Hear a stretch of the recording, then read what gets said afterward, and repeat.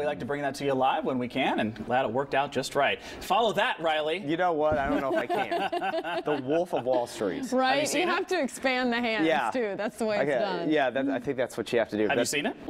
No. No, okay. But I think that's going to be my prediction. That's your pick? Yeah. Okay. I want to see it, though.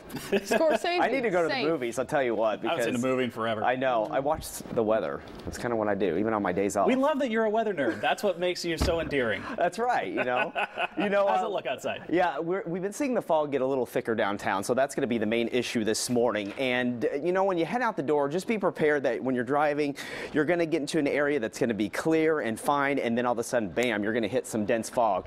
36 right now in Portland, and the winds have been pretty light. From the northwest, about 3 miles per hour. See, check out Beaverton. Looking pretty good out in that area, but if you're driving on the Sunset Highway towards downtown, you are going to get some of that fog, especially up towards the Sylvan Hill exit.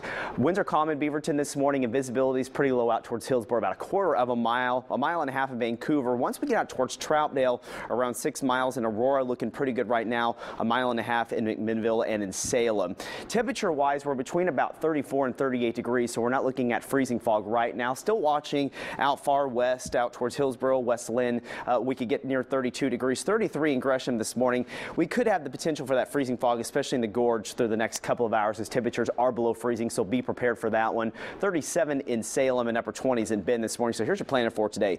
Valley, we're going to see lots of clouds and fog. If you live in the eastern suburbs, we might start to get a little sunshine coming in the latter part of the day, and that's because we're going to get an east wind coming in from the gorge. It's not going to be a strong wind, maybe up to around 15 miles per hour, but it might break up some of these clouds. Right around 45 for the high today. We'll stay mostly cloudy for tonight. Fog redevelops once again overnight tonight. It will become dense by tomorrow morning. So the forecast for today, you got to go to the coast if you want the sunshine.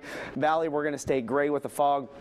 Again, our eastern areas might get a little bit more sunshine, and then, of course, up towards the mountains and the gorge, you're going to see sunshine and warmer temperatures. So we have this ridge that's in place through the weekend, and that's going to allow us to stay mostly dry. We have a very weak disturbance that's going to come in on Saturday and Sunday that might give the coast a few sprinkles, but I think that's generally about it. So as we go ahead into next week, notice how the ridge really stays in place with us, and that is going to allow us to stay dry, keep that inversion in place. So we're going to be waking up with fog and then keeping a lot of clouds in the valley through next week. In fact, air stagnation advisories go until next Tuesday.